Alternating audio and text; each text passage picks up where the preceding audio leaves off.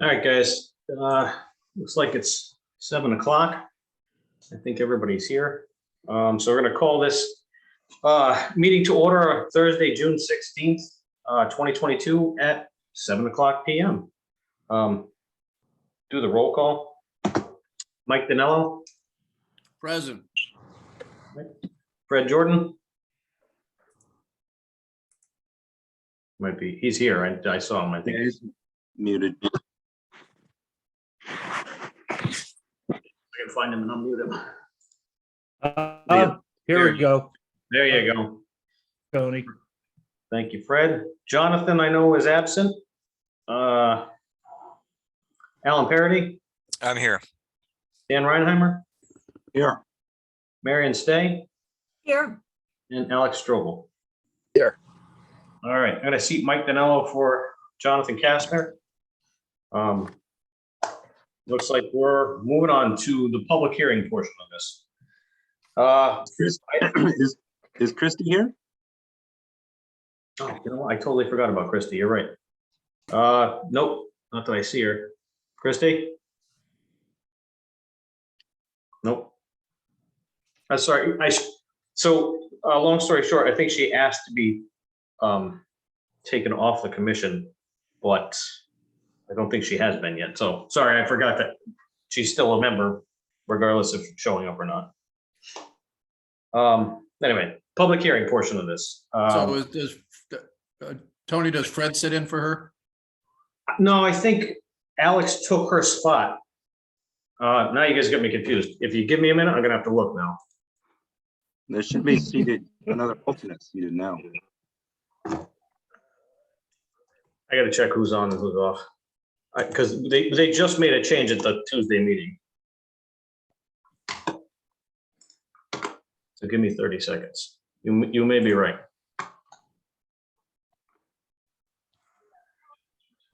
And Jonathan, Yep, you're right. Jonathan's gone and Christie. Okay. Yep, Fred, you are seated for Christie.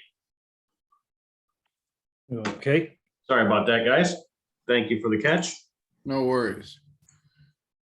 I gotta get back to where I was at. Here we go. Okay, public hearing, item A, special permit for conversion of existing barn into 600 square feet retail space for 11 Union Street. Applicant Jeannie Maneri.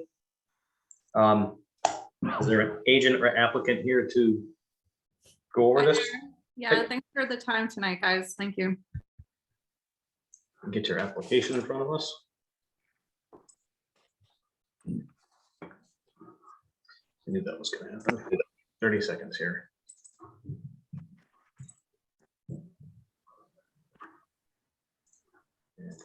All right, you're good to go.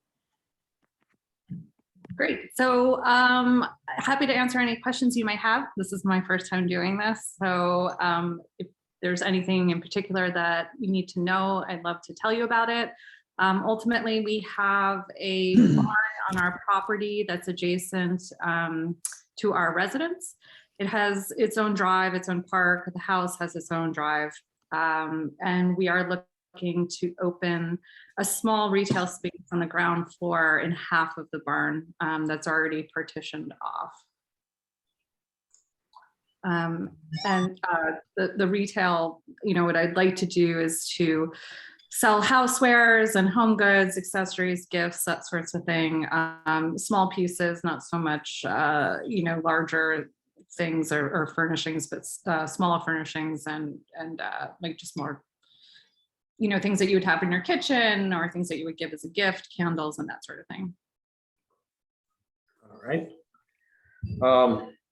So before I let the commission, I it's open to the public. So is there, if you're done with your spiel or with your presentation, I was going to ask the public if there's any comments from anybody. All right. Tony, Yep. it's Christine. So Yep.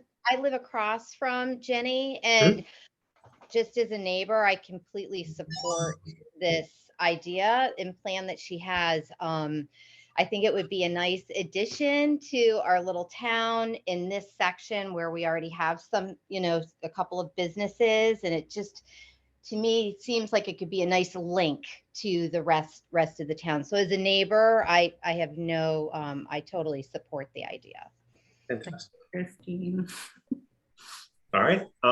Anybody else from the public want to speak on behalf? In favor or against, neutral? All right, gonna do this 3 times, just so you know. Anybody from the public in favor, against, neutral? And going 3rd time, anybody in favor, against, want to stay neutral? If not, open up the commission. I guess comments, questions? Hi, Jenny, it's Mike. I think these small operations are great. Tony, do we have a plot plan of the property so that shows the drive access? No, just this sketch. And I know Alan asked for a site plan at the last meeting. He made reference to section 9.2. So, I mean, I don't see anyway, it's there in the application. You can request a waiver, but that's up to the commission. So. So this, what do you mean by a site plan? Because I'm more than happy to supply that. This is like the driveway in front of the barn with the 2 parking spots. Yep. So in our regulations and on the back of the application, there's a list of requirements. So it would be done by a land surveyor, Okay. Showing the building, the parking, the calculations for, setbacks and all that stuff, the use. Okay, so that's something I would is there a recommended resource for that you would prefer I use, or is that someone I? No, we can't actually give you a recommendation. It can be any one of many. Okay, great. So Jenny, one of the reasons I ask is, just like anything, you have neighbors. Obviously, Christine across the street is in support of you, which is great, which says a lot for you. It's just nice to make sure that, the neighbors butting, the barn is to the right of the house, correct? It's to the left of the house. Oh, yeah, my left, sorry. Obviously, you have 2 spaces for them. The last thing you want to do is spill out into Union Street when you have, 30 cars in your grand opening. And again, I support these kind of small, great businesses. I think they're a great asset to the town. I just want to make sure that there's enough safe parking, for what you're doing so that people aren't spilling into the street. And then you having to deal with, complaints from a neighbor, because the traffic flies on that road as well. I know, maybe it'll slow it down. Maybe we should put speed bump in front of your place. I think so. I have 2 kids. I think they appreciate that. But yeah, all of our neighbors were notified, and I personally did speak with all of them, and they are too, and in support. But I'm happy to do whatever it takes, to make this successful. And in all honesty, like there's a lot of street parking outside the house, like daily. My house serves as the parking spot for every truck that can't get into D&D's parking lot. So sorry about that. yeah, but I don't mind, because this is, it's part of the community, and it's bringing businesses in, and it's really important that, that we support these things. So just one more question. I don't want to give everybody else. So maybe Alan or Tony, if this gets approved, are there certain restrictions moving ahead when Jenny sells the house, moves to the Caribbean? What's allowed or not allowed in the future? So let's, I always take the Deep River Farm as a great example. So it was approved, and I know this is super contentious, and I'm sorry to use this as an example, but they had to use, the people sold the property, and the new people moved in and are using the same use.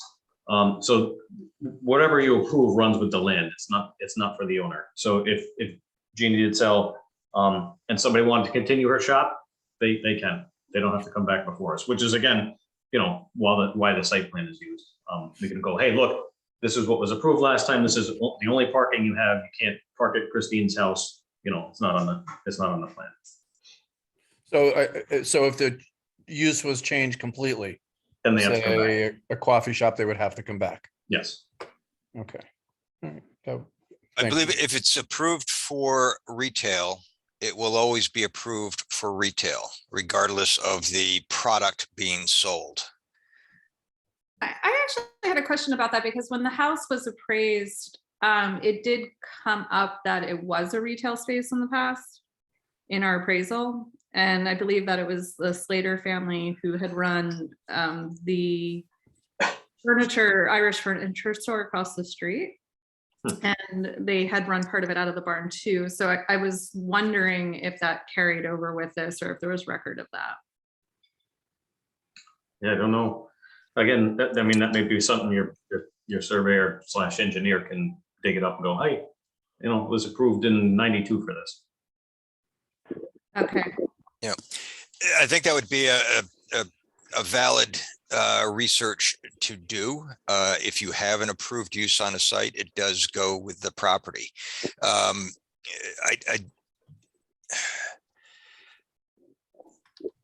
I have one concern in regard to the site plan itself. I know that this is in a village residential zone and not in a village commercial. Village commercial exists across the street, so it has slightly different permissions, if you will. But I think currently the garage is in fact a accessory building. And accessory buildings have different restrictions within the zone than a primary use, which this would be, including setbacks. And that's why the site plan is important, because I believe your barn is or garage is sited within 25 feet of your neighbor's property line. Which, if this was a primary use, that would be a non-conforming scenario. So I'd encourage you to look at that. What may be required to overcome that requirement would be a variance. So I believe, and Steve, you can correct me if I'm wrong, is that this commission can't approve a non-conformity without a variance. Alan, my interpretation was that the structure itself is non-conforming. I'm not muted, am I? You can hear me? Oh, We can hear you, yeah. Okay. Yeah. The structure itself is essentially a grandfathered non-conforming structure. Whether or not there's a use approved in that structure doesn't change it. And I don't think a variance would be required. If, and one thing, taking a step back, if there was a pre-existing approved retail use for it, time alone is not considered an abandonment of a use in most scenarios.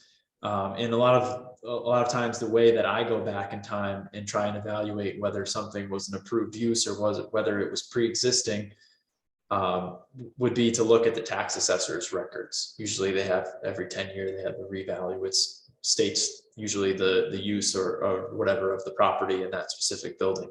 So if it did have that pre-existing use that was established and not considered abandoned, then it would negate the need for you to even apply for a special permit, I think. And taking it one step further, I did review the parking requirements for the retail in this zone.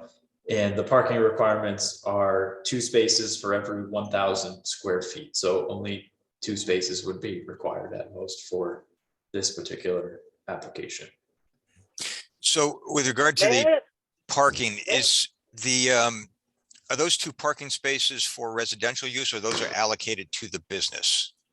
Those are allocated to the business, to the barn, and then my primary residence has its own driveway and parking in the rear. There's a separate driveway to the residence. Oh, yeah. Okay, very cool. May I ask a question to the commission? Sure, you just have to state your name and. Sure. This is Bobby Ginder from 137 Kirtland Street. I don't want the owner to think that I'm opposed to this because I'm very in support of small businesses. But my question is, for the commission, since this is a special permit, I thought special permits were unique in that after a certain time period, I thought it was 1 year or 2 years of not being used for that purpose. I thought the special permits become an abandoned use and have to be reapplied? Steve, you want to run or you? A special permit use is like a variance where it lives with the land in perpetuity.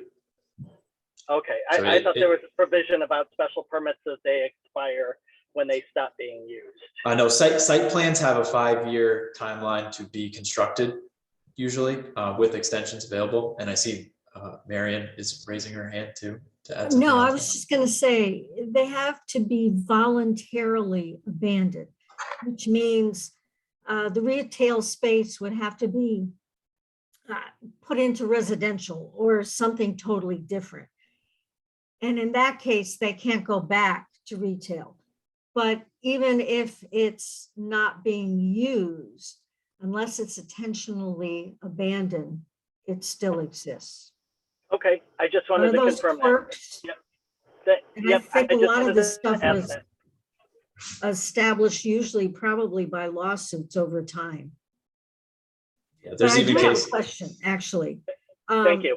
And you may have clarified it in terms of the parking spaces, but it would be helpful to have dimensions on them. And I wasn't sure, in my head, and I didn't go by the property, which I should have.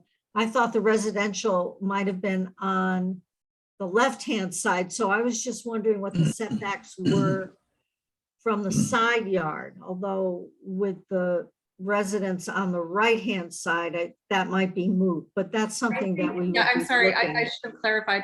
If looking at the house, it's on the left-hand side. So yeah, the blue structure is the barn, Okay, the spaces, and then the white house that's my house.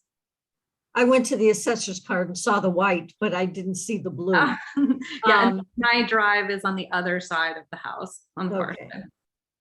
And the other question I had is your application said 400 square feet, but the site plan said 600 feet, and both would be under, are allowed in terms of area, but which one is it? I So guess. it's 600 because I had done the application and then Scott recommended that I do the plan, and that's when I actually realized it was a bit more. 600. Okay.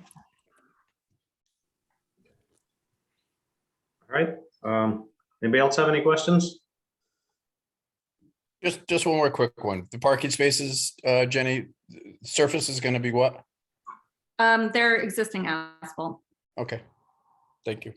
All right. Anybody else? I'm always stuck on this. Do we need a motion to continue, or do we just say it's continued? Tony, can I just ask one question just for clarity on the surveying part? Yeah. So it's a map of the property that would have like like all the dimensions, right? But does it have to be a survey, or is she able to do this on her own? Does it have to be a paid service? Yeah, no, it has to be it has to be done by a land surveyor. It's part of the Connecticut general statutes and it's in our regulations. So just to make sure that. Because Right. it's a special permit? Yeah, well, it's also because, she has this sketched on there, but, are the parking spaces actually on her? I mean, she owns both properties, but in this, the parking could be on the neighbor's property. We don't want to end up with that as a scenario. So Right. granted, she owns the property next door and it's probably fine, but you do need to know these things. Mm. Is there a bathroom or water to this facility? No, Good question. All right, so, Steve, do we need a motion to continue this, or can we just punt and it is? I think you can just continue to the next meeting. Okay, so we don't have to vote on it, we can just say it's continued. so next steps for would be I'll get the site surveyed and then supply that to city zoning, Steve, and. Yep. Well, Okay. he may be able to help you looking into the tax records too. Yeah, if it is the case that there's an established pre-existing use there, then like I said, it would negate the need for you to submit a special permit application at all, I think so. I Okay. mean, we can discuss what we find there and what we're able to take up. Okay, that's fantastic. And I'll dig up the appraisal on the house too. I don't know for what that's worth, but I know that that was in there. It was an existing space, but I'm not sure if they were actually paying taxes for that purpose on that space or not. All right, Great. Thank you, everyone. I appreciate this. You're welcome. thanks. All right, moving on. Let's see here. Next up is a special permit for reconstruction of an existing deck, addition underneath an existing overhang, and a dormer above an existing intersecting gable roof under section 14.4.1 in the Gateway Conservation Zone at 155 River Road. Applicant Eric Auer from Auer Builders. Sorry if I butchered your name. Is there an agent or applicant here to go over this? Yes, yep, this is Eric Auer checking in. All right, I'm gonna try and get your site plan up. Sorry, that's running a little slow today. Yep. It just doesn't want to work for me. Give me 30 seconds. 155 River Road. Okay. You guys all see that? Yes. sir. All right. Let's see if I can load up here. All right, you are free to give us the skinny. All right, so as the site plan shows, we are just gonna reconstruct this deck out front in its original footprint. We're actually gonna make it smaller. If you see where this smaller rectangular boxes within the deck, those are where the existing stairs are. We're actually gonna eliminate those. But the biggest thing out front is we're gonna extend the basement out through this bump out, which is this gray area underneath the first floor right now, and move the mechanicals in, which are in that room now, back to make a gym area. I guess the biggest thing, that we're trying to tell everybody is that we're not encroaching any more than what's already here. We're just kind of changing the purpose of the rooms and just kind of bringing everything up to code. And then in the back of the house, we're gonna add a dormer, a gable dormer for a master bathroom off of a bedroom upstairs. So that's kind of the lowdown of the project right now. We are doing some septic work because there is a septic out front, and it's going to be most likely moved into the driveway. But that's kind of the overall scope of work right now. It's just kind of a big renovation. So I'm just gonna ask Steve real quick. I'll throw him under the bus, and if he doesn't have the answer, we'll jockey this around. Do we have to put this over to the Rivercog for their review, or is it strictly us? No, we've been designated the jurisdiction to review this, and it's in front of the commission as part of 14.4.1, which requires that anything constructed, reconstructed, enlarged, or extended, or moved, or structurally altered within 100 feet of the Connecticut River requires this special permit. All right, with that, anybody from the public, questions, comments, in favor, against, neutral?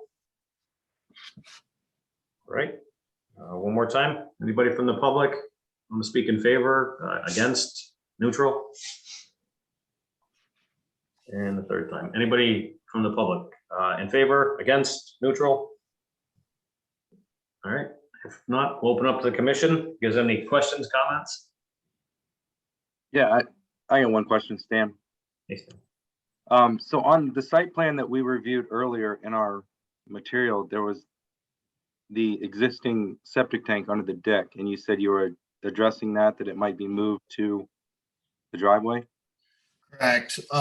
We just had a meeting with Mike Harkin and Crad on that last week, and we have a proposed new septic that'll be more conforming, just because right now, in order to get a code compliant deck off the front of this house with the footings and everything, we would have to put it in the galleys of the septic.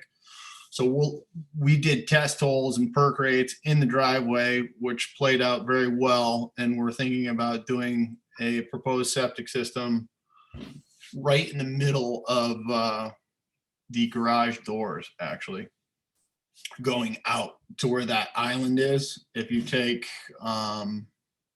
that existing house label and you go straight out Which into way, the left or right? to Left. the left, to the Okay. left. Yeah, pretty much where all that red lettering is, that's gonna be where our new proposed septic will be, just because the perk rates and the everything works there. We can catch the pipe off the corner of the house where it's going into the tank now, reroute it, and we have enough good soil and depth and all that. All right. And So that's you're gonna closer- be mothballing the old system, Eric? Yes, I'm pretty sure that's gonna be the case. Like I said, just to get a code conforming deck, with all our foundations and everything in there. It's gonna get tight, and it's an old system, so, I'd rather do it right and get it back off that side of the house. And that's moving away from the water too, so that's a plus. Correct. What I'd hate to do is open that up and then put a new septic in there and then force a bleed out. That's really what I'm trying to avoid, because it's right there. If you look at some of the elevations on that side, it gets Pretty steep. close on that right side. So we don't want to cause anything over there. Plus, like I said, for decking purposes, there's no way I'd be able to put a code compliant deck up, because I wouldn't be able to put footings into a septic tank in a galley. All right, Is this- thank you. Does this go before wetlands? Just because I know it's it's not technically a repair, but it's an upgrade to a septic system. And it's hard to tell with the map on the computer how far away you are from the river. So I don't know if you're in the regulated upland area or not. I know you're out of tidal wetlands, it looks like, but. is it Correct. something Well, that- we actually brought a lot of people in to confirm where we were and what we need to do. And it seems like we're definitely out of tidal wetlands, but there is no other wetlands on the property that's being interfered with. I don't think But there's any- usually if you're within a certain feet from a water body or a water course, which the Connecticut River is, correct. then you still have to go to wetlands for review. You're not in inland wetlands, but you're within the review area. And I thought that was 100 feet, but I may be wrong. So I don't know if Steve knows. I actually Oh. can answer this one. It's, so it looks like it's tidal wetlands because he has the mean high water on there. And tidal wetlands is not part of inland wetlands. They don't actually get a review of that. So it looks like the red line where my hand is here, it says Yep. 50 feet from tidal wetlands, which for septic purposes, as long as he's outside that red area, no review. Then Okay, anything within that would have went to DEP. okay. I do have I trust Mike Harkin. I know him quite well. Yeah. Just, it looks kind of close to this. Is this a proposed drainage system or is this existing? So that's existing, and we Okay. have a solution for that when we bring in our proposed septic. Mike Okay. has a solution to make sure that we don't have any of that septic leach into that pipe. Okay. So he has an engineered solution to make sure that we don't get any water into that drainage pipe. Okay. And the house was built, it looks like, according to assessor, like in 1976. So it was compliant. Well, I don't know. Did we have regulations in 1976? At least it was compliant at one time. Do we have it on the front page? Hold on one second. I actually have the regs open. I'm sure it was, it's compliant now, so. Yeah, 72, look at that. Adopted Okay. November 15th, 1972. That was before I was born. Me too. Unfortunately, I have a son who was born in 71, so. So- Sorry, Marion. Yeah, me too. Oh, goodness. All right, so anyway, I think, anybody else comments, concerns? If not, looking for a motion to approve. Motion to approve. Thanks, Mike. Looking for a second. I'll second. Yeah. Marion, beat you to it. All right, Fred Aye, and Alan. I'm in favor. Thank you, Fred. Alan? Where are you? Yes, Oh, there sorry, you it took me a minute to unmute here. Yes. All right, Stan Yes. and Alex. Yeah. All right, congratulations. We're moving on. You Thank want you to very do a much. reason for approval? What's that? Just that. Just, I gotta back, obviously- can I back up for 1 second? Sure. I forgot this was a public hearing. We're not approving this, we're just. Public hearing. Closing the Yes. public hearing. I was just trying to unmute too. Thank you. I got ahead of myself. So let's start over. Looking for a motion to close this portion of the public hearing. I'll make the motion to close the public hearing. Second. Thanks, Mike. Fred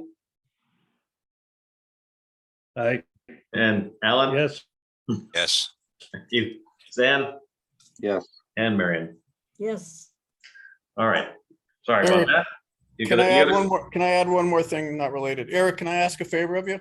Obviously, you're gonna be hauling septic gravel and things. Can you just have your drivers respect town and not use Jake brakes and fly through town, please? Yeah, absolutely.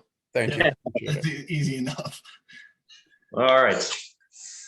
On to item C, text amendment application to add definitions for cannabis establishments under section 2.4C. And add cannabis establishments to section 4.29 through 4.31.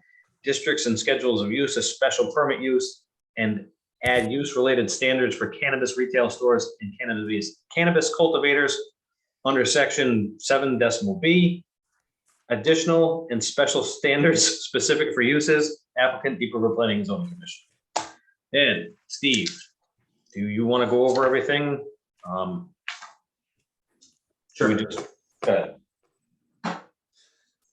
Tony, can we maybe take that map off? Yeah. Please, thank you. I'm getting there. Tony, do you want me to share? Yeah, if you want to. Sure. You're co-host, you should be able to.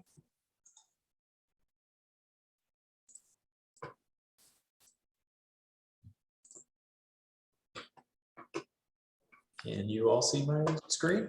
Yes.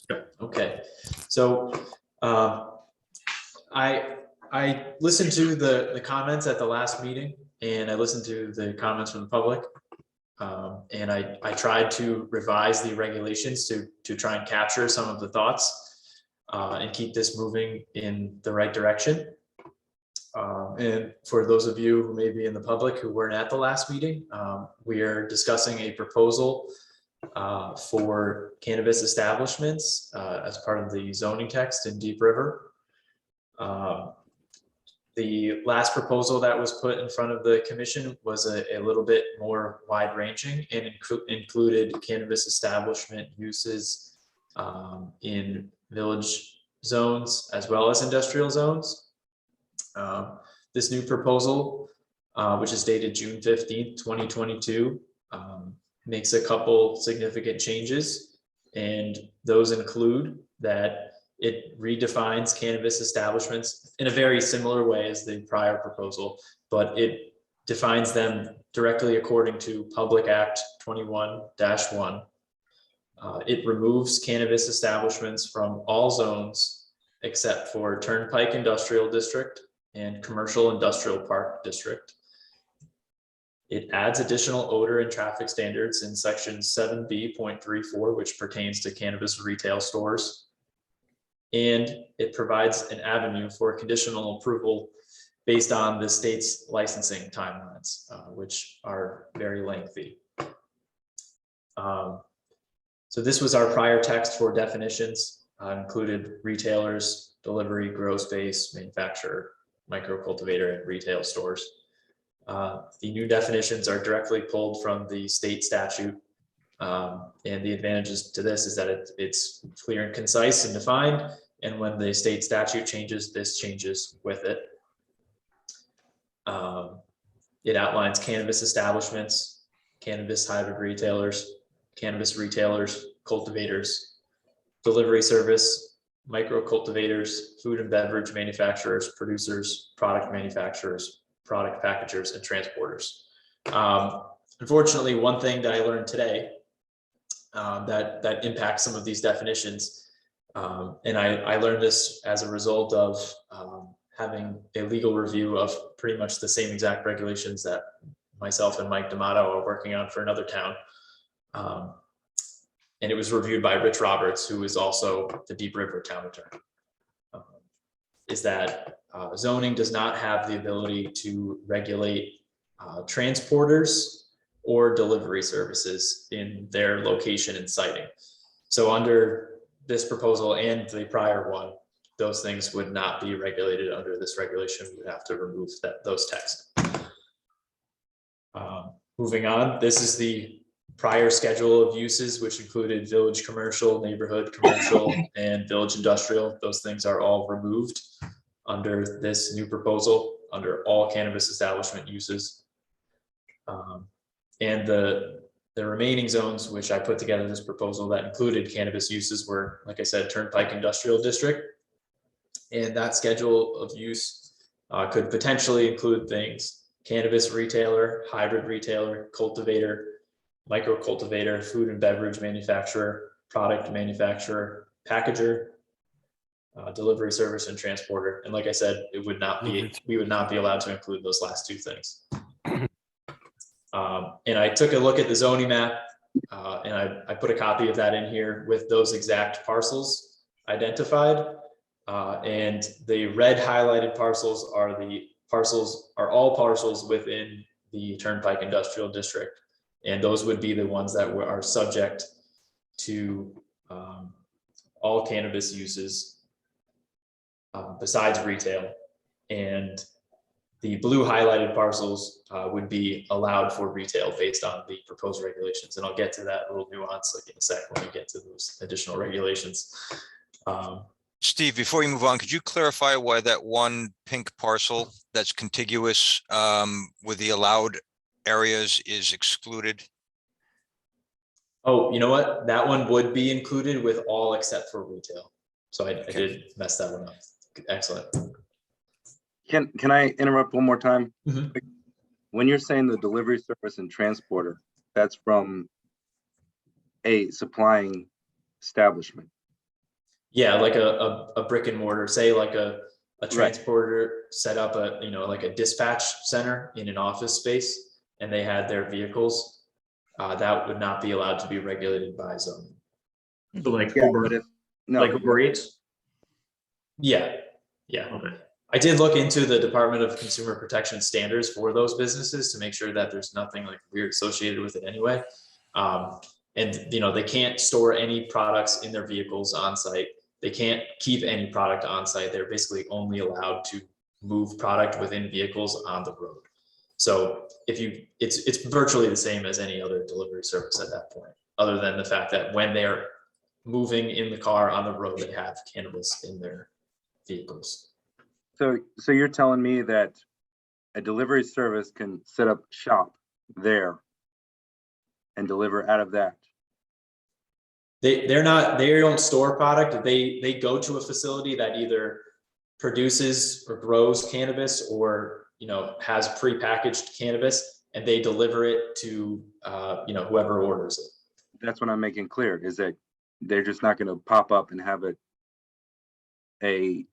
just like the waste management down at the bottom of the hill. They can't bring it in and repackage it to deliver it.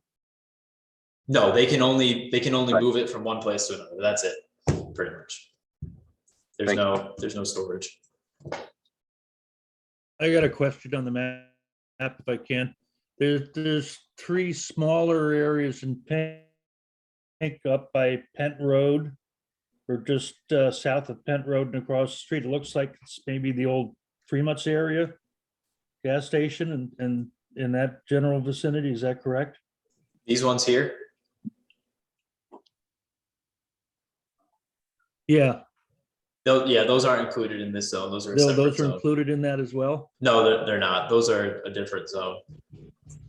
Yeah, the color is just really close. But it's a different Yeah, zone. there's some similar colors, like the browns Okay. look a little Yeah. similar too. Yeah, those are separate. But it's only these bright pink parcels. And basically the nuance with the retail is that the cannabis retail stores special standards. I made a slight amendment here to say that no cannabis retail store shall be located on a parcel abutting a residential zone. So that's where you get the difference with the red and the blue. So it would eliminate this parcel from the ability to have any retail establishments. And it would also eliminate this portion, this parcel here, because they both abut residential zones. The other ones are entirely independent of any residential zone adjacent to them. All right. And that's, go ahead, Steve. I'm sorry, I didn't mean to cut you off. I was just going to move on to the commercial industrial park. So, go ahead. Okay. The other proposed, modified proposal for cannabis would only be to allow cannabis uses in the commercial industrial park district as well. The difference between the CIPD, this zone that I'm showing you now, and the TID, which was the prior one, all the uses are the same, except there is no retail proposed in this commercial industrial park zone. So it would be limited to cultivator, micro cultivator, food and beverage manufacturer, product manufacturer, product packager. You can ignore the delivery service and transport because I just learned of that today. Yeah, And but my question is, again, I mean, a delivery service is from a place. So if we allow it in, let's say in this zone, you have a cultivator that is only a wholesale distributor. But in the Turnpike Industrial, you have a retail shop. But if there is no retail shop, there cannot be a delivery service from that shop. But we cannot stop from another town bringing in. But we cannot stop people from delivering or transporting into the town. But if there is no cannabis in that area, that's excluded. I think logistically, it doesn't make sense for a business to set up shop as a delivery service if there's no Right. cannabis establishments around it. But if, say, you know, Chester or Killingworth or whatever, they have a cannabis establishment that requires a delivery, or they find out that you know, it makes sense for them property tax wise or whatever to set up a business in Deep River. There's nothing prohibiting us from allowing that business as a delivery service or transporter in Deep River to have a brick and mortar establishment or to deliver in Deep River. Yeah, they can deliver, but they can't sell out of their van at a brick and mortar shop. It's No, only there's no delivery. selling. Yeah, there's Yeah, no exactly. selling. There's no actually storing, Exactly. packaging anything on their property at all. Right, exactly. Thank you. And then moving on to the last section, this is virtually the same as it was in the prior meeting. But like I said, the significant change was that I modified this language in section 7B342 to say that no cannabis retail store shall be located on a parcel abutting a residential zone. And the impact of that was outlined in the TID zone. That's the only impact with regard to that change. And then in this section, for some additional clarity, I added this language: parking and circulation plan be included in an operational plan for any cannabis retail store. We had the existing requirement that a traffic management plan be provided that demonstrates adequate safety measures and pedestrian traffic in response to site conditions in existing streets. And then I also added some additional information for odor monitoring and the mitigation to demonstrate that odors and fumes will substantially be removed from the air prior to being vented from any building. And then the final change was a section for conditional approval, which states that special permits shall be approved with the condition that an applicant obtains appropriate licensure issued by the state of Connecticut, and the conditional approval shall not be considered fully executed until a copy of state issued license has provided to the zoning enforcement officer and land use office. Such approval must be filed with the town within 6 months of the issuance of any special permit, with the availability of 1 6-month extension issued. No entity shall commence operations, sales, or advertisements without a valid current license from the state and fully executed special permit from the town. That's where we stand with our revised cannabis proposal that, I hoped would keep moving this in one direction or another, but I felt like that captured a lot of the comments from last week's meeting. I understand we also received some testimony that we got from the Tri-Town Youth Services, which is available for public review in the file as well. And I'll just hand it back over to Tony. I was just gonna touch on the Tri-Town Youth letter.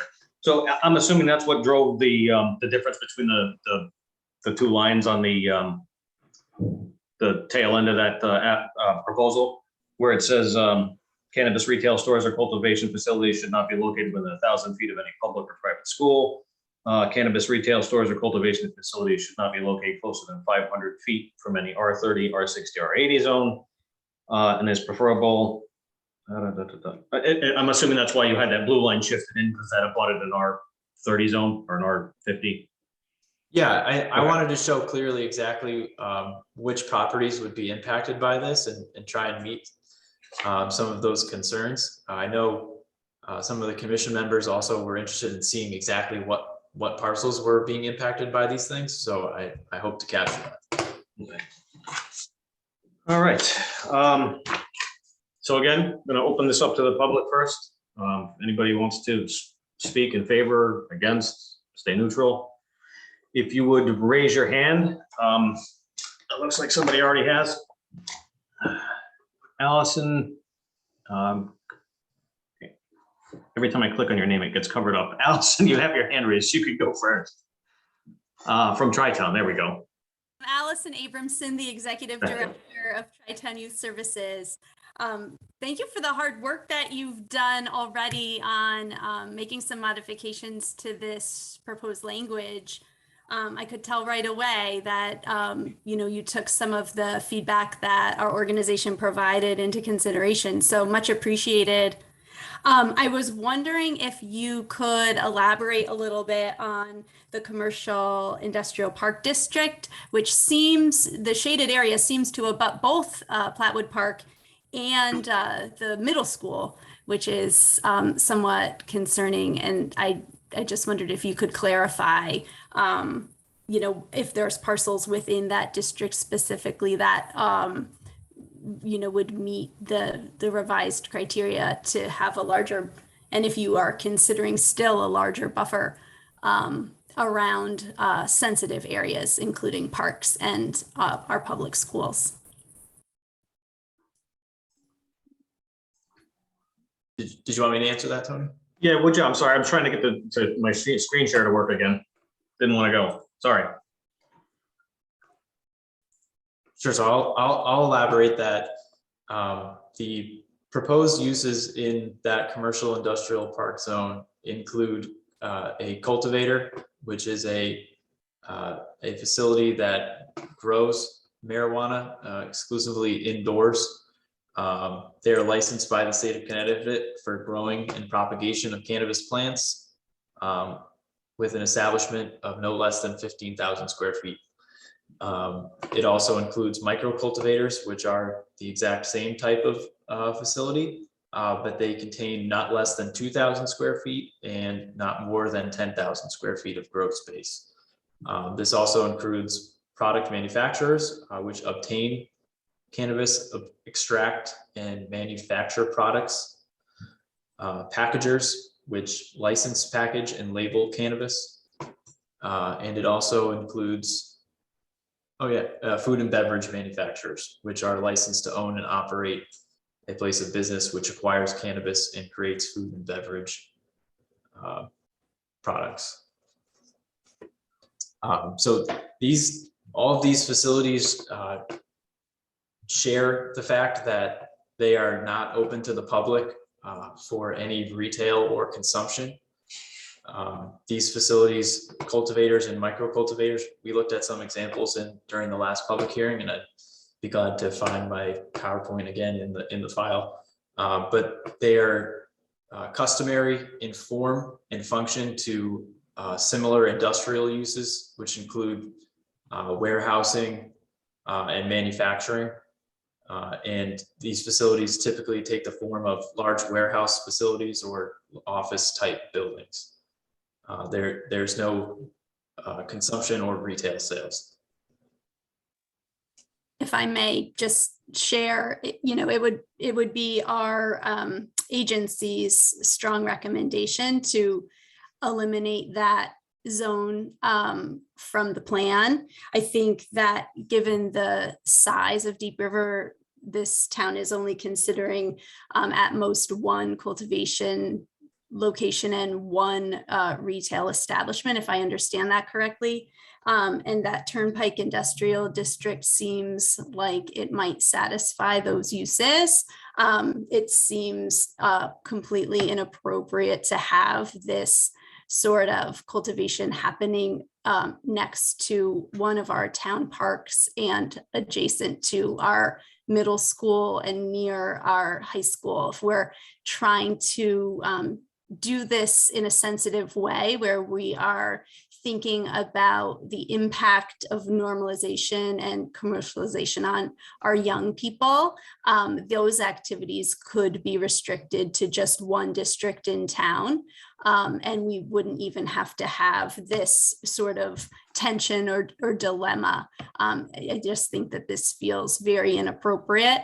I did provide comments, which I know people have had an opportunity to review, but we have, of course, concerns about the impact of this on our young people, not from a standpoint so much as access or concern about underage sales, but simply about what this says about our priorities and our choices to make this available without some restriction around the areas where kids traverse each day, where they play, for them to understand and see cultivation and trucking and the whole shebang right next to the places that they are daily seems completely inappropriate, and we probably could make a better choice here. All right. All right, thank you. Anybody else from the public will speak in favor, against? Tony, it's Christine. Oh, Go ahead, Christine. Sorry, we gotta go in order here. okay. Everybody. Just a quick question. Has the industry in itself, often there's an odor that comes from them. So has that been taken into consideration? Yeah, go ahead. It has. It's actually one of the things that we've added to. Let's see. It is item. I'll read the actual section off. You had 7B 34, item C 5. Odor monitoring mitigation. That was a big problem in the one that was done in Portland originally. It was one of the first ones. So they had a big problem with the odor mitigation. And Durham is actually the one who was like, look, you got to put that in your regulations if you're going to do this, because they just passed theirs. So it is in there. So they'll have an odor mitigation plan.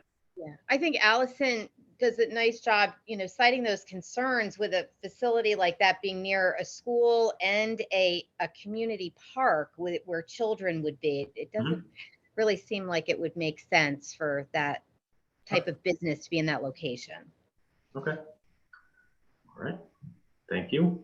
Tony, it was my understanding that in that location, there would be no retail activity going on though. There is no retail. It'd just be In cultivators, the area next to micro-cultivators, Flatwood. just manufacturing type stuff. Yeah. Right, so that really wouldn't be, personally, I'd prefer, if I had to swallow one of them, I'd prefer that versus something that was right on the main road coming into town from other towns versus what's relatively hidden away in an industrial park. Yeah. That Yeah, being but- said, I'm not in favor of it anyway. Okay. But what Allison is pointing out is that there's still gonna be trucks coming in, and it's still an awareness of the people that are around it and the appearance of a micro cultivator or cultivator growing stuff in there, that it's okay. So just to be. Tony, do we have people that are waiting to speak that? I do. I just want to clear up one, that there's a little bit of misinformation. I just want to clear up that, just so you know, advertisement on trucking is not Yeah, allowed. it's not- So there'd be no coverage. But again, we got to do the public and we'll get back to the commission. Bobby, go ahead. Hello, this is Bobby Ginder, 137 Kirtland Street. I first wanted to say that I fully support what the spokesperson from Tri-Town Youth Services said. I especially liked her comment that she said about that by having this on our regulations, it may be sending a different message than what we want to send for the town of Deep River. But that's kind of aside from what I wanted to ask or talk about. And Steve had mentioned things like advertising and things like that could not happen before the permits were approved and the licenses were approved. I'm wondering if there's anything in these regulations which governs any signage out front, either at the growing facilities or the packaging facilities or the retail establishments. My personal thought is that the manufacturing and growing facilities don't need any signage whatsoever. But I was also wondering if there's any regulations that are being proposed for advertising as well. You know, if there's any kind of limits, you know, as to what they can do for advertising. The other thing that I wanted to ask about was I didn't hear anything about consumption, and so I'm assuming that consumption is going to be a separate discussion entirely from this. And if it is, I was just wondering when there might be some regulations discussions about consumption. So I'm gonna throw this back at you for 1 second because I'm unclear. Do you mean consumption? So let's say I walked into the new retail shop, grabbed the joint and smoked it out front. Yeah. So that or, you know, smoking at the park or on the street or even on your private property or what? I think that that's an important discussion that has to happen. And then I have one last point that I wanted to bring up too, and that is there any proposals or any regulations around safety and security, like will the product be safely stored so that there's a lower risk of theft or burglary or something like that? So those are all of my high points that I wanted to bring up. So my understanding is that anywhere, even if we don't pass this, you can still consume marijuana anywhere you're allowed to smoke cigarettes.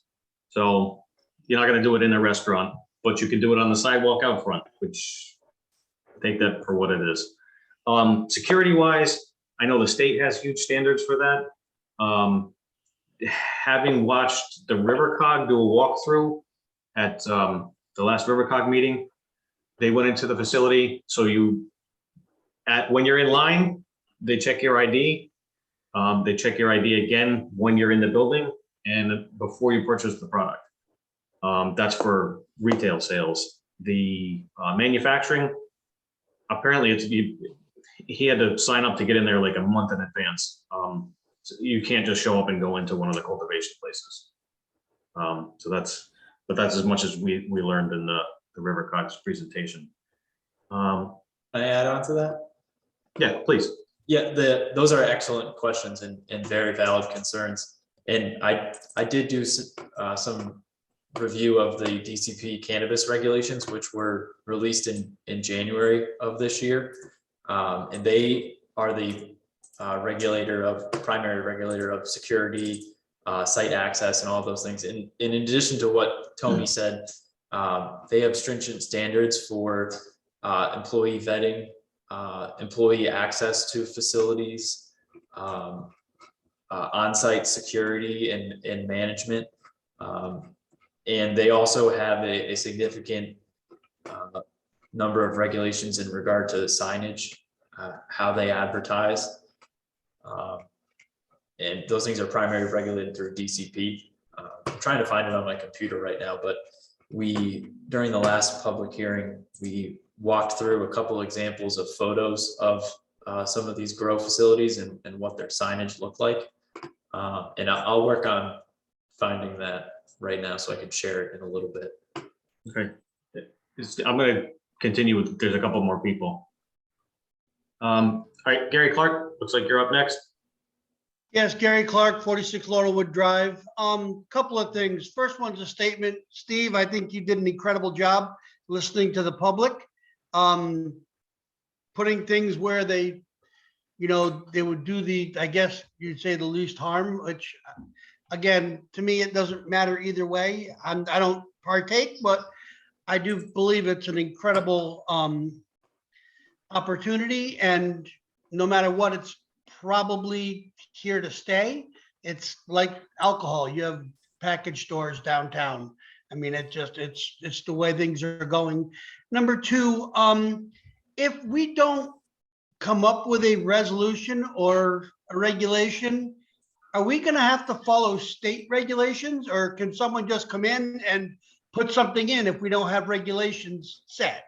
If you don't have regulations set, they can put it into any just free for all. I don't think they can't do residential zones, but any commercial. That's No, not but it true. would be- That's not true, it would be Tony. A retail regulation, right? A retail store? Yes, go ahead. Do you want to correct me, Mike? Go ahead. I don't think that's true, Tony. Steve, you want to chime in on that? We have an option. We have a third option. I don't think we've explored. I He might said be he- wrong. But you're talking about a third option. We haven't discussed a third option. That's why I'm asking. Right, his question was whether if we don't come up with if we don't come up with an answer, if we do nothing, is what he was saying. Then you're at the whim of what the state put forward, which is why we're here. I kind of disagree, but I'll wait for my turn. The default is treating it as a similar use. So if it's retail, if it's a cannabis retailer, it would be retail. Cultivator, it would be, industrial manufacturing, whatnot. But Steve, are you guys, if it was prohibited, that is doing something about it? Oh, absolutely. Yeah. So it's just saying if you choose not to regulate it, in other words, do nothing. I.e. third option. Yeah. I'm not saying we do nothing. I'm just saying, but if we can't come up to a resolution and somebody comes in under the radar right now, what's going to happen? If we drag our feet and we don't do something about it, yes, the state Right. statutes will take over. But if That's what I was asking. Okay. I thought we're on the same page. I think we just weren't relaying it correctly, but we got Gary, did you get the answer you were looking for? Or did you get an answer? I guess not. All right. Daniel Arthur, and your rest of your name is cut off. Looks like your hand is raised. Daniel Smith. I need to update that Zoom. There's another meeting I remember there's more than one Daniel Smith, so it has my middle name. And at any rate, the question's for Steve. Last week I was asking, is there a point to further restrict to only medical manufacture or medical retail? Is that something that we can regulate? I believe so. It was prior, you could regulate it prior to any changes in the statute that occurred for recreational cannabis. So I mean, but could we say that if a facility comes in, it can only be, it can't be for sale for retail, it can only be for medical purpose? I believe so. Yes. I'm going to ask a question, but so just for retail sales, Like a cultivator, I don't think you could direct them to sell either way. That's my question. Okay. I really like the 3% that it can bring to our community. And the idea of moving it just over the town line and the delivery still comes into the community. I like anything that helps our tax base in another way. And the facilities, you can't tell what a lot of medical cultivars grow all kinds of things. I just think that more restriction would give us some type of control over it. That's all. Could I ask Dan Smith a question regarding that 3%? Is he aware that that money comes with strings attached? It's not like we can throw that in the educational budget? Yeah, Steve discussed it last week of what it would be used for, but it's still a 3%. It's an amount of money. I like found money. I don't like paying more taxes. Maybe you have a different view. Daniel, do you have any idea of what that 3% might look like in an actual dollar figure? Steve went through a whole listing last week that sounded pretty attractive. Steve, do we have a number from that last meeting of what it would be anticipating our 3% would be? So I have a number actually, but I don't know if it's the same as Steve's. Go ahead, Steve. Yeah, I think I included it on the top page of that document there, Tony. Sorry. Nope, No worries. searching for something else. That's all right. 3% of municipality. I think he was looking for an actual number. Yeah. So Did I not include it on there? it doesn't look like it. I don't recall seeing it. Oh, I have it. I have it somewhere else. I was going to throw up, I don't know if this is going to be the same or not, but the little bit of research I did was Massachusetts has the same 3% sales tax for municipalities. And their average tax for that municipality was $397,381. So that's How a many chunk people in that of our budget. Well, that's what So- I found, Tony. May I Yeah. speak, Tony? What No, I found was absolutely. the average retail store does 3 million. Mhm. Connecticut sales tax 15%, that's 450,000. 3% is that of 3% of that is $13,500. It's Sales. It's 3% of sales, not 3% of the tax that Connecticut took. Steve, It's its own municipal tax right off the top. of the gross sales. Yep. So the number that Tony presented would be an accurate reflection. So if it's $3 million in sales and it's 3%, what's the number there? 90,000. 90,000. That's what goes to the town. Yep.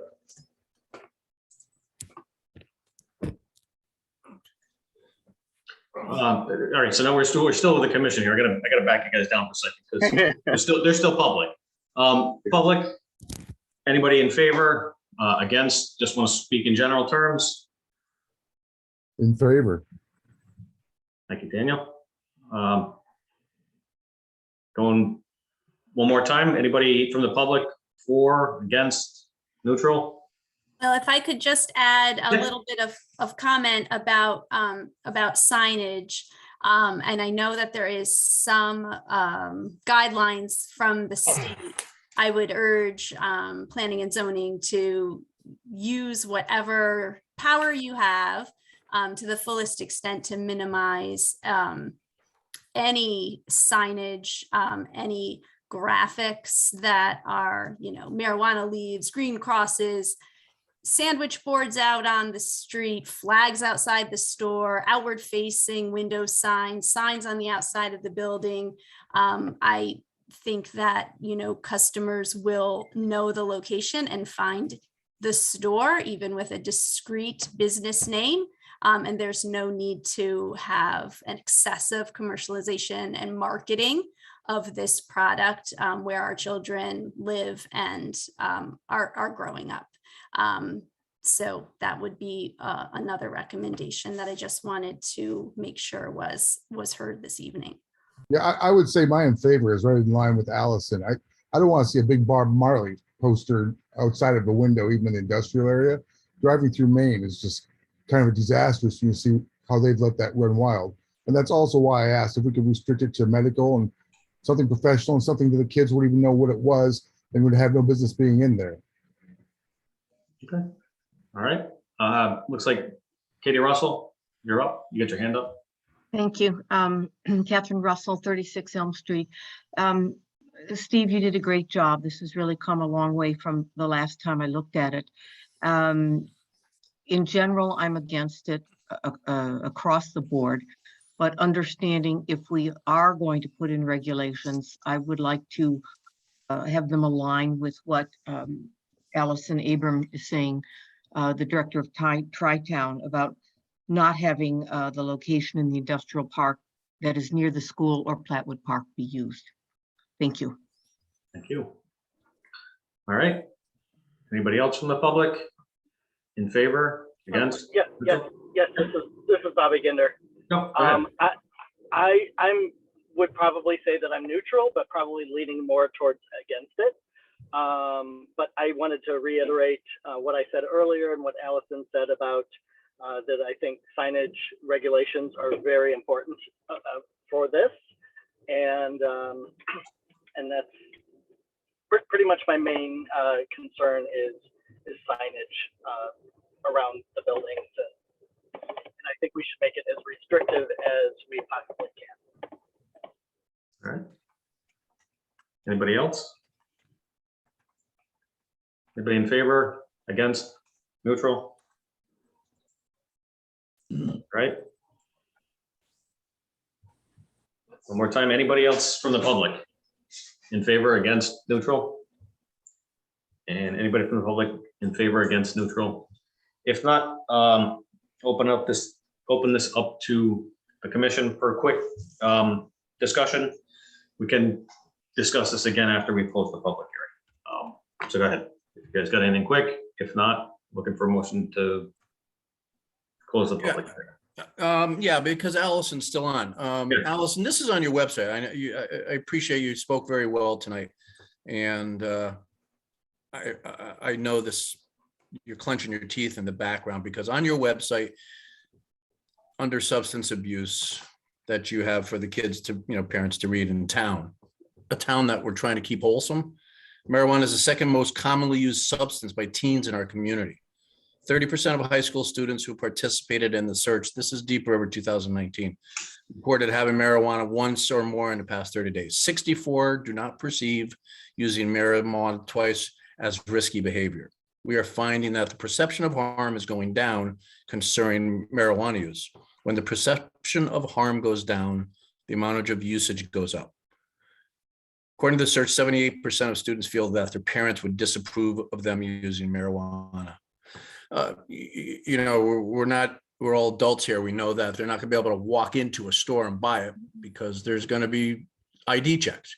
However, again, we're all adults here. We know when we were younger, when you could get beer and alcohol through that. And I just think this whole thing is not the appropriate thing, especially for you, Allison, when you're trying to fight this.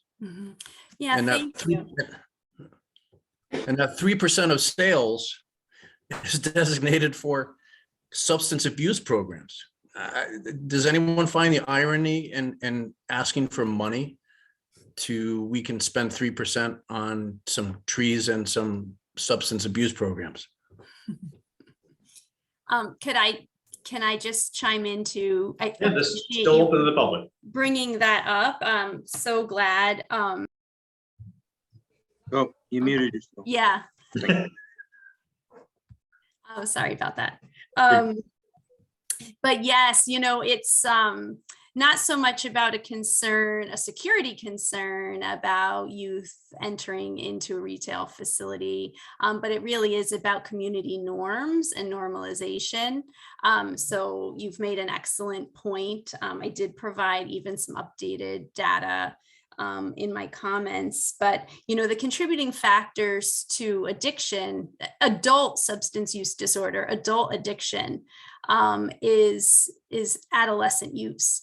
The majority of adults who have a substance use disorder, addiction to substance, alcohol, or drugs, began using those substances as teenagers. So essentially, you are in fact talking about your most regular retail establishment visitors, whether that be alcohol or cannabis, are the folks who did begin to use as teenagers. And so I wanted to just point out that there are certain conditions in a community that contribute to teen use rates increasing. And these are access to substances, which, certainly retail in our community, or really in our state, increases access in homes. But it is about low perception of risk, low perception of parent disapproval or peer disapproval. And so it's about normalization, and it's about this idea that using marijuana to get through the day, to relax, to help cope with difficult feelings is normal or appropriate. That's dangerous thinking for anyone, but in particular for youth whose brains are not yet fully developed. Our agency does receive referrals for substance use. The teens that we work with have access to high potency THC products. It's rare that we have youth that we're working with who are smoking a joint. Youth are vaping or dabbing or using high potency products. Some youth do get sick from this, but this is what is normal to them. It's not uncommon in states, especially states where there has been an industry push to legalize. It's not uncommon to see perception of harm start to decline. It's all part of the messaging. It's part of how the industry really moves into a state. And so, yes, thank you for bringing that point up. As you said, it's true. Teens are using marijuana products. It is the area where there's the lowest perception of risk. It's also the substance that has the lowest perception of parent disapproval. Parents are most conflicted about what they think about their child's marijuana use. And peers don't necessarily disapprove of their friends using this substance. So everything that we are deciding tonight is certainly about zoning, but it's also about perception, and it's about messaging. And so anything that planning and zoning can do to have really discrete and strong regulations that minimize advertising, minimize that normalization, would really be best for the young people in this community. Thank you, Allison. Tony, I don't know how to raise my hand, but Okay. so let me know when I can talk. Can I call on you after? Because it looks like Bobby and Alex both had their hand up for a little while. I'll come back to you, I promise. Bobby, it's all you. Yeah, this is Bobby again. I just wanted to add one more comment, and that is, a couple of people mentioned about the free money that Deep River would be getting, but $90,000 is not very much.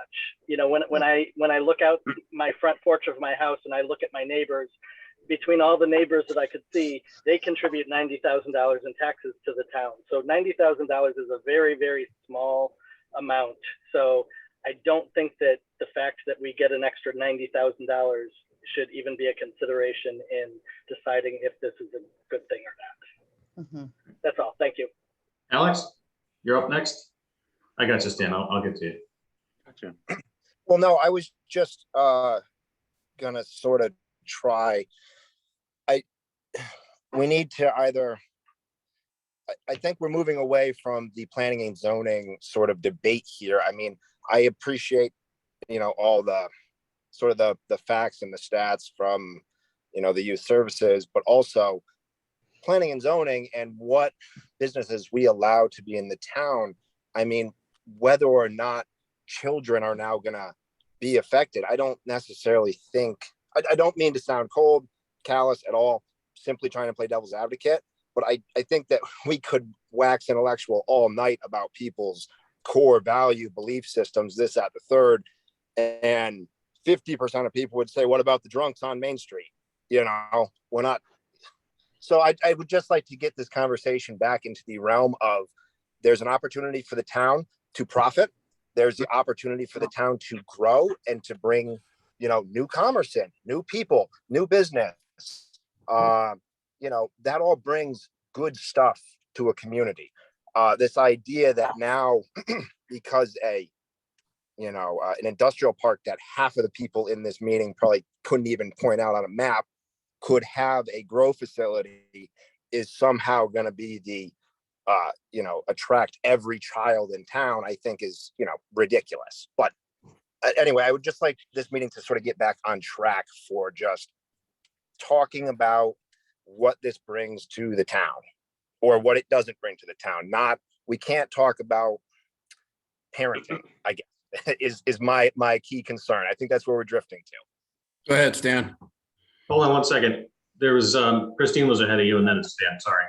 Okay, so just a couple of things. Often we see these facilities, right, in bigger cities where they kind of get lost, and we are a very small town. And as much as kids won't have access, what that worries me and is that now we've glorified it, we've given permission to use it, and they'll seek it elsewhere, which could potentially be out on the streets, whereas we know marijuana is laced with fentanyl. Oh, Sorry. can you hear me? Yeah, I got you. I had to mute somebody. Oh, that's okay. With fentanyl, so that's just something to keep in mind. I think Allison makes a really strong point around the messaging behind what we're doing in this small town. That's it. Thank you. Stan, you're up next, and then Marion, you're after that. Okay, I just want to make clear that the 3% tax is not going to lower the mill rate. Okay, it has nothing to do with that. It is designated to the list of things that are on the screen right now. It's not going to help the town in any other ways. It's not going to lower the mill rate. All right. Stan, if you're good, I'm going to go next to Marion. Yeah, go ahead. You're still muted. Hold on, sorry. There you go. Just a couple of quick comments, or maybe suggestions. Under 7B34 cannabis retail store, I'm wondering if we could add after residential zone on a parcel abutting a residential zone, school and this is the part I don't have the correct wording, but an active recreational park. And I mean, like Plattwood versus Canfield Woods. I mean, you hike in Canfield, but it's not really the same type of park. Right. And then move that language possibly also under cannabis cultivator, because then that would take care of the properties abutting John Winthrop and Plattwood. Hmm. Now, I have a feeling that large pink is Haynes anyway. It is. But at least there would be some language to separate it out. And then under signage, we could just, say signage shall be address and business name only, or something like that. I was going to say that and approved by design review, but I think this is more for after the close of the public hearing. Yeah. And I'm possibly, again, I don't have personally a problem with the growth part of it. The retail, does have problems associated with it. So if we could also just eliminate that part, well, we could eliminate everything, eliminate retail, and keep industrial. But I think we have to move forward to some extent, whether to eliminate it and get that done, rather than keep the non-regulations in place. I think we have until August, correct, to do something. So we have to move on this. All right, looks like Alan, you got your hand raised, and then I'm gonna go back to the public one more time and then look for a motion. All right, I did just realize that I've been clapping instead of raising my hand. I didn't even notice. I didn't know, sorry. So, so I'm sending mixed messages. I think it was Alexander that mentioned that we should be staying on point with the task at hand for planning and zoning, and I think Marion has kind of brought us back into that mode. I would reference the survey they went about town, whether that was comprehensive or not. There was information or an opinion from the public that there was a majority that was in favor of moving forward with allowing, and Tony, you can correct me if I'm wrong, but I think that there was I wouldn't say a mandate by any stretch, but there was certainly support for this in town. So we need to respond to that. I don't think it's this body's position to determine whether the town wants it or not. I think it's a matter of determining the appropriate regulations from a zoning perspective. And Allison, I really appreciate your points, and I think that your points are very well taken, and I think they're very well offered in that I think your message is in very deliberate regulation and managing the perception. And I think if we were to take an approach of just disallowing this, I think it's a missed opportunity to send a perception of regulation and appropriate rules around something that is in fact legal. And when it comes to the normalization, I would turn to social media as being the primary vehicle of that. But I think that the message that the town can send is that we understand that this is a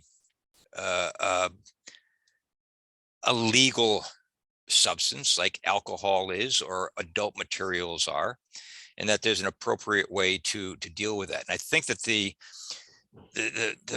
biggest message I'm hearing from you, and I think that there would be consensus from the public as well, is that there is discretion. That is not put out there as something that is approved by the town, nor disapproved, but it's something that those people that want to partake or for medical reasons need, that there's an availability, and that we don't necessarily turn our back on it. I don't think it's a revenue discussion. That doesn't, I don't see that as coming into part of our deliberations. That's something that the town can choose to do with that revenue, but it has nothing to do with the patterns of use in town, and that's what we need to deal with. And I think Marion has kind of raised the issue that I wanted to raise, and it's the issue of adjacency and proximity. It's not just residential districts, but I think Marion put her finger on it. It's educational facilities, but maybe more importantly, recreational facilities. So those are our parks, those are our playgrounds, etc. So we need to be very aware of the fact that those are the, especially the recreational, is when we have youth that may be unsupervised. And so you can be at the park and wander away. Now, when we look at the diagrams of the planning maps, the adjacency doesn't mean that there's accessibility, and especially when it comes to manufacturing facilities. The accessibility comes from, the walls, the envelope of that business. You can wander onto the property, but if there's no public access to the building, I think there's some assurance that youth or anybody is not going to really enter that facility. It's like any other manufacturing facility we have in Deep River, of which there are many, and many of them right down the downtown area. And I don't think anybody wanders into Silgan and knows what's going on there. For all intents and purposes, they could be making pharmaceuticals. So I think that's part of part of what we need to take into consideration when we look at the distinction between the retail operation and the manufacturer. To me, the most important thing here is discretion, is that we're not going to promote it. I think that we need to have very stringent regulations on the signage and on the visibility. The visibility being the traffic in and out of these facilities if it's a retail operation as well. I mean, what is that perception? So in terms of the proximity and adjacency, I think one thing we need to define is adjacency. Is that across the street as well? Or is that strictly a property line, a common property line of butter? From my perception, if you have residential or recreational or educational across the street, that has probably more visibility or perception than your neighbor where you would have a fence. It's something that's you're facing that facing that property. So in this regard, with this first zone, which I think is tending to be a very likely candidate because it's a periphery property, and all towns put their undesirable facilities, whether it's waste management or adult facilities, on the other town's border. But at the same time, we've got an area that is, in proximity to a, residential properties, et cetera. And does this zone where it's at the entry of town have perception issues? And so again, I think that goes to the signage. I think it goes to the discretion of how that pattern of use is done. I don't have answers on that, but I think that these are some of the nuances to the regulations that we have to put in place. Personally, I'm in favor of establishing a regulation. I have no dog in this fight in regard to whether I like it or don't like it. I would defer to the voice of the town, the collective voice of the town that said that, maybe 50-50. If it's 50-50, I think we need to solve the problem of what is the appropriate location and what are the appropriate nuances to operating that business. So I think I'm going to stop there. I think there's a lot more to discuss, but I'd like to hear more from the public, and I suspect that this discussion may go on for a couple more meetings before we really vet all of the nuances to this issue. With that, Steve, I got to double check with you. Can we punt one more meeting, or do we have to close tonight? And Why would we close? There's so much more to say. I thanks, don't Mike. Can understand. you let him answer the question, or are you going to keep interrupting me? Thank you. I just wanted my question answered. Steve, do we have to close tonight, or can we punt another month? We can punt another month.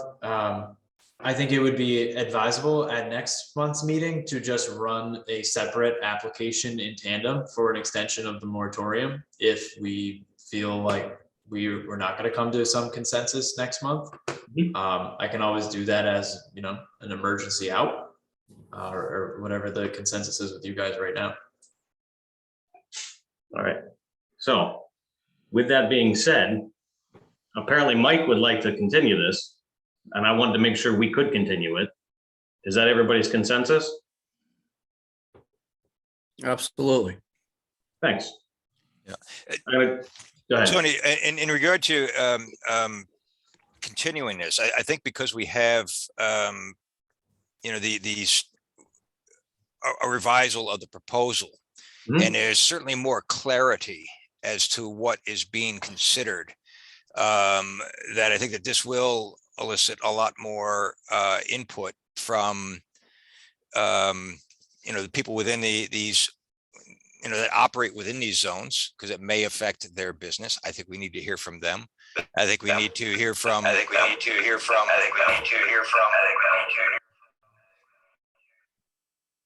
Is that really what I sound like? Is that really what I sound like?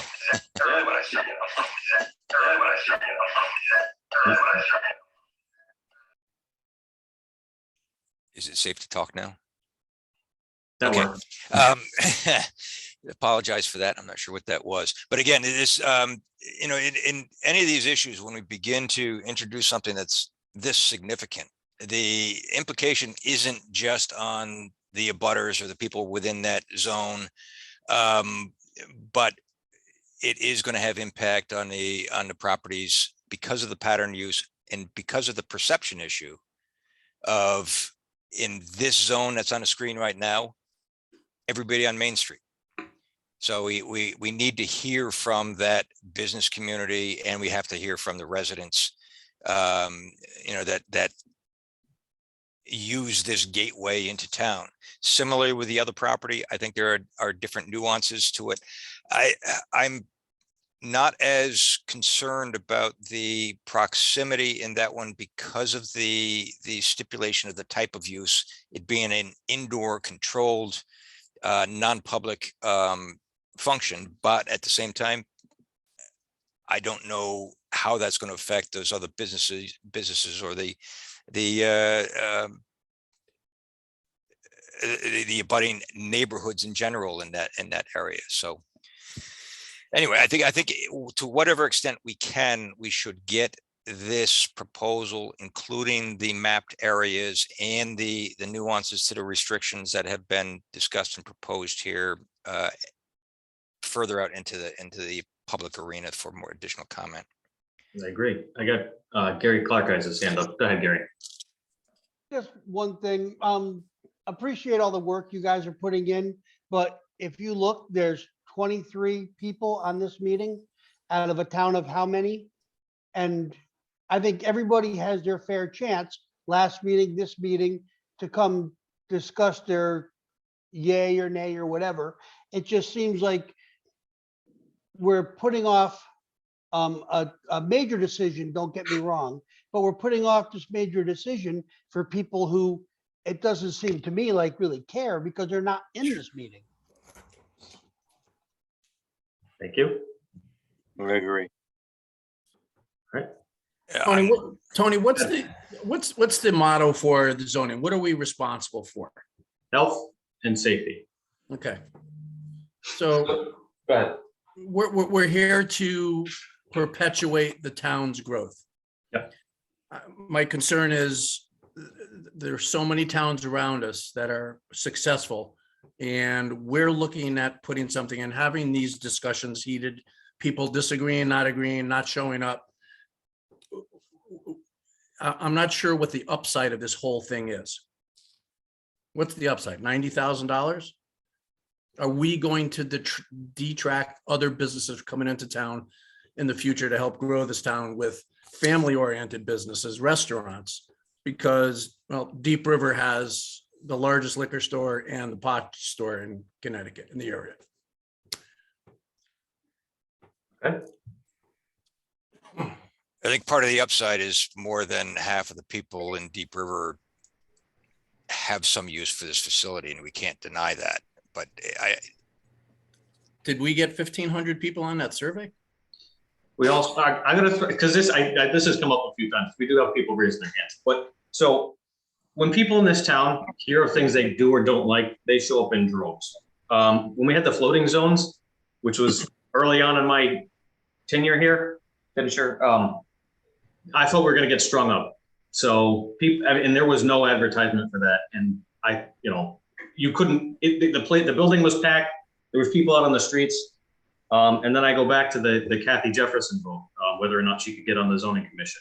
And again, There was no advertisements in the paper. We didn't do a survey. We didn't hold a public hearing for 3 months. And I think there were 600 people showed up.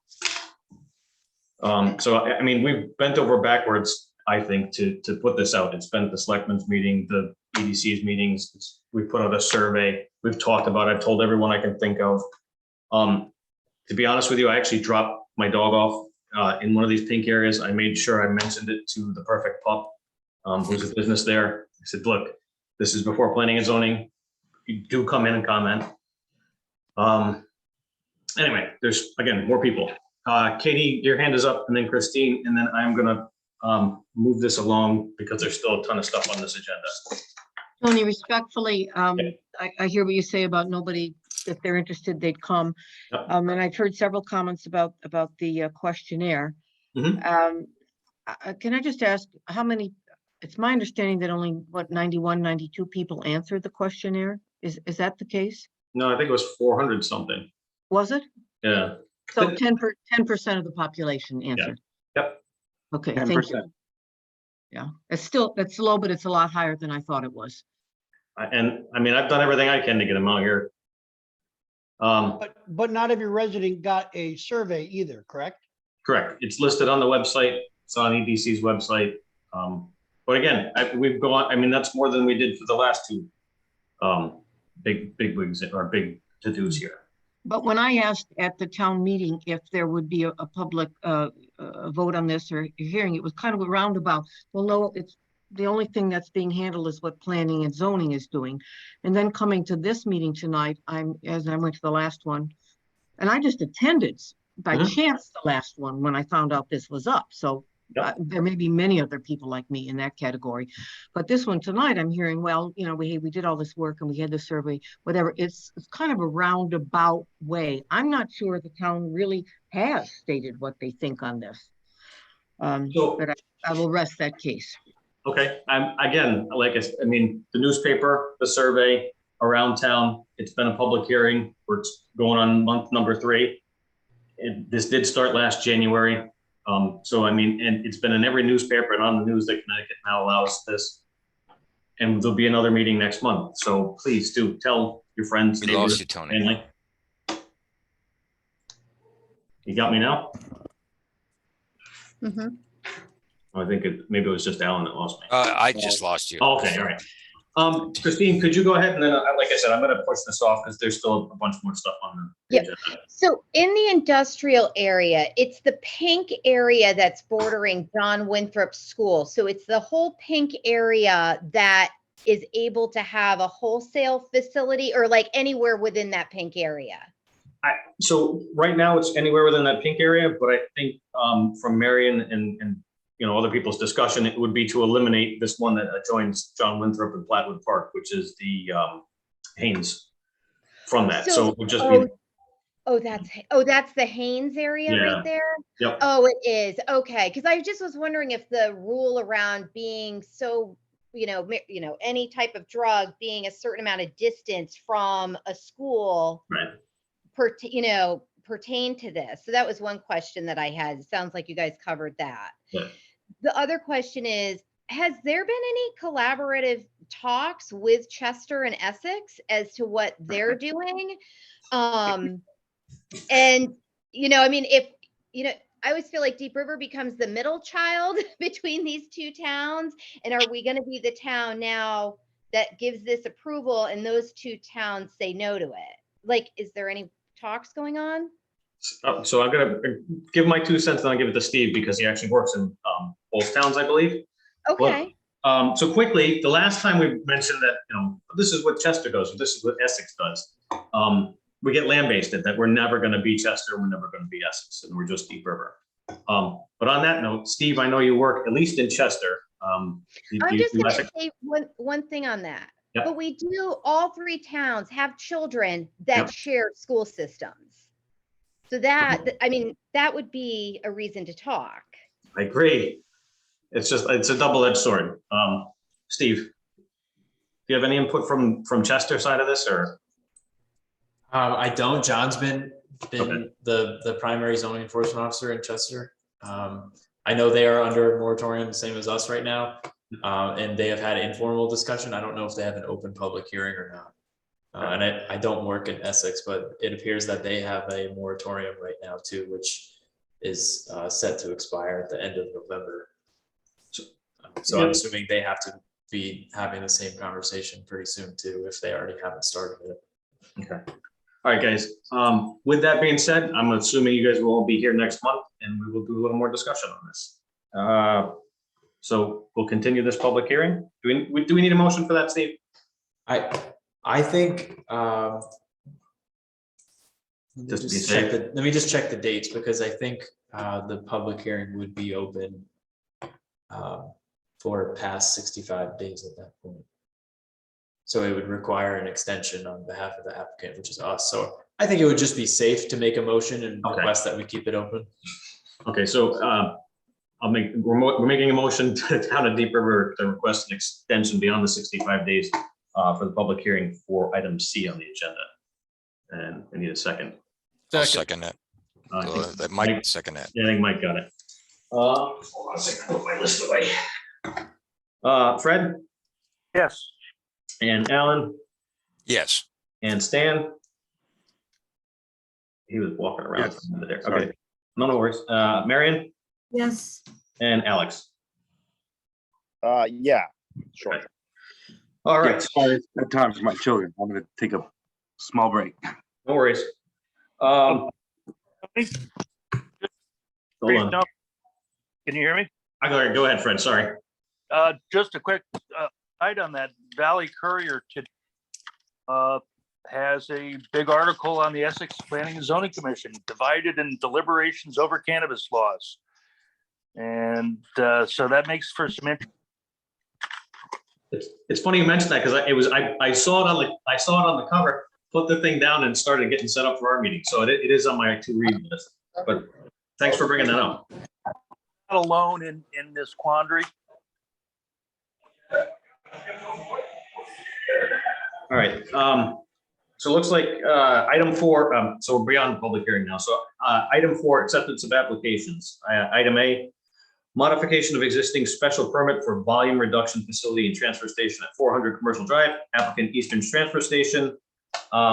Receipt of application and scheduled public hearing. Steve, are we good with this or not good with this? Yeah, this is a receipt for a modification of their existing special permit. For what they're looking to do is change the scope of their existing use profile to add municipal solid waste. They have a Department of Energy and Environmental Protection permit approval for this as of right now. And they're looking for a town planning and zoning approval for, like I said, the amendment of their existing special permit. I don't believe the application is complete at this time. But like I said, at last meeting, my intent was to have them submit at this meeting so that we can set the public hearing. And then that gives them the month anyway to, submit the additional materials, but at least we get them on, the public hearing's open, and we keep this moving. Okay, Marion threw her hand up.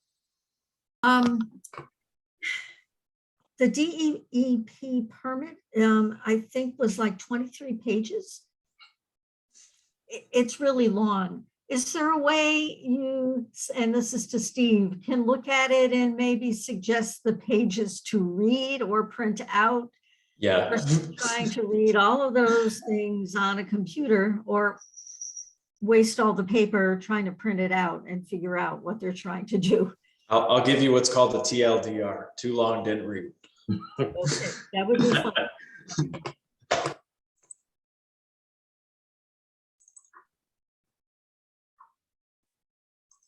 All right. Is the intent that we accept this application with the ability for them to provide the additional materials for action at the next meeting? That's correct.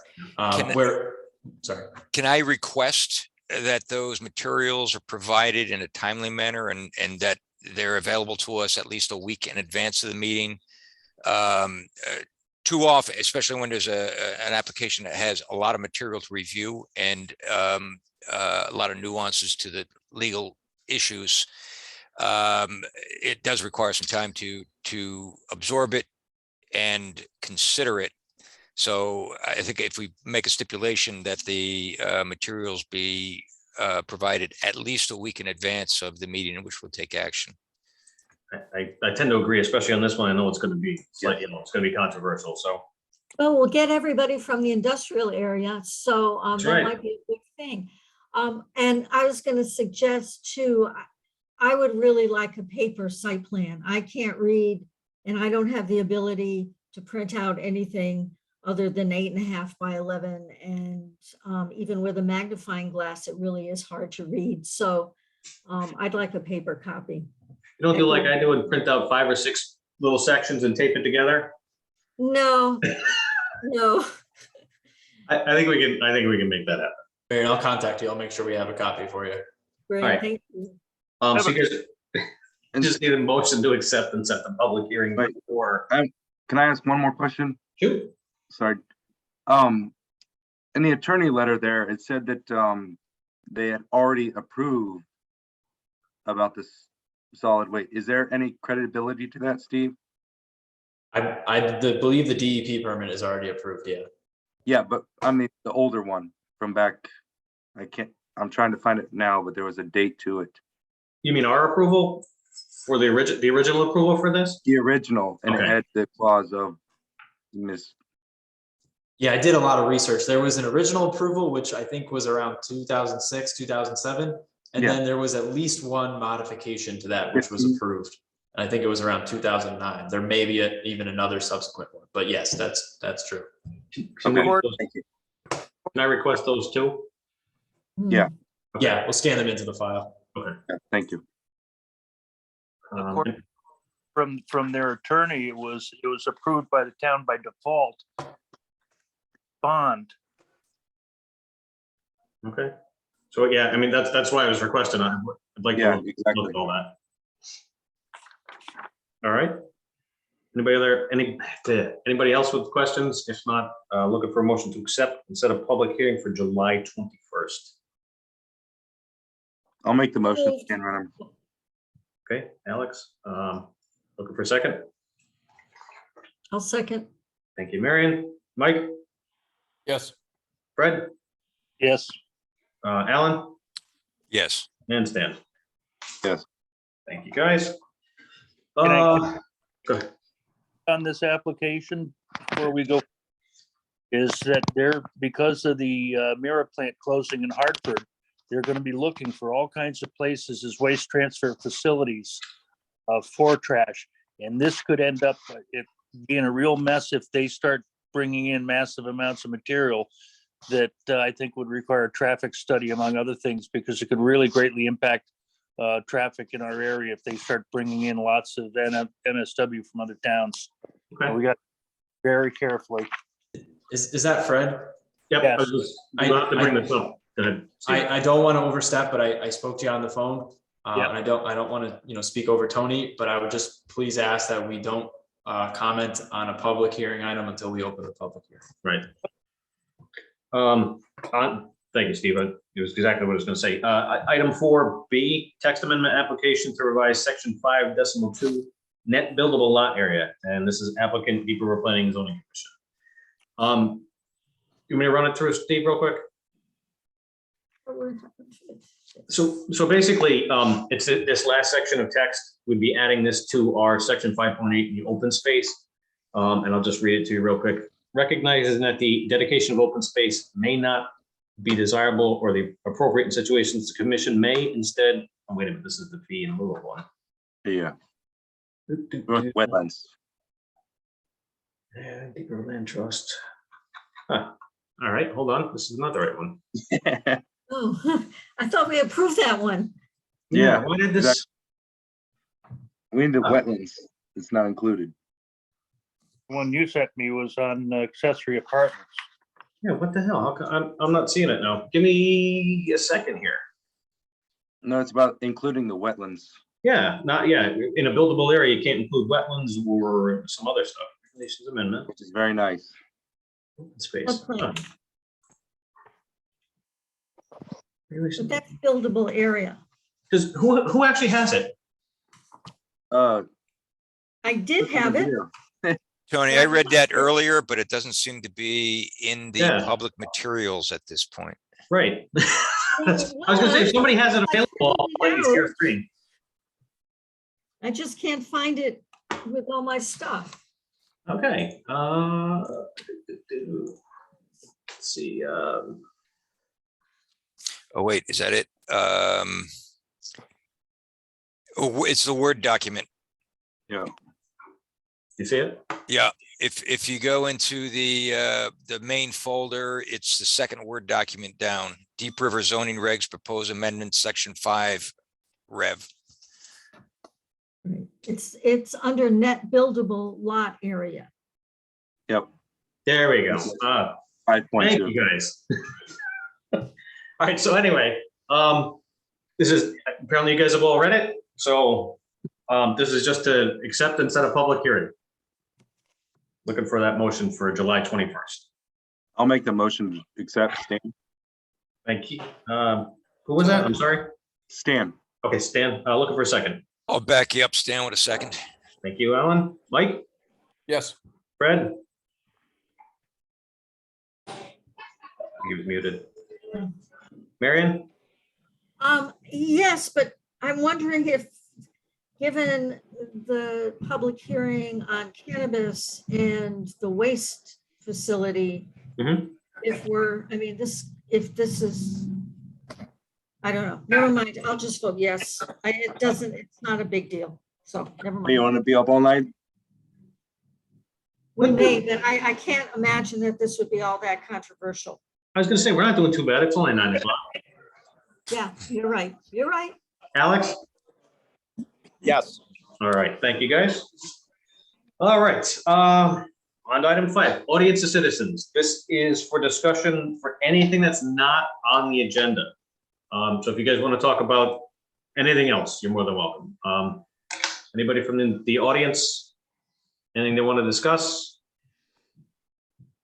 Going once, going twice, gone. Okay, moving on to item 6, approval of minutes for May 19, 2022. And again, I'm ill prepared. I don't have my minutes in front of me.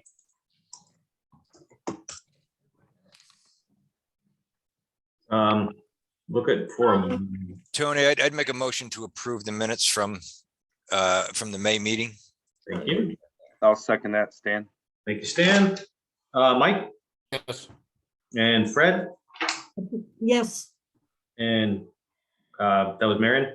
yes, I'm sorry. No worries. And Alex? Yes. Thank you, guys. Okay. Tony, we have the prior minutes to approve as well. Oh, that's right.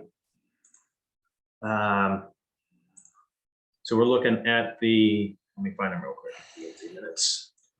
April 21st. Yep. Can you guys see those on the screen? Yeah, I'll make the motion. I was there and it looks good. Stan. Looking for a second?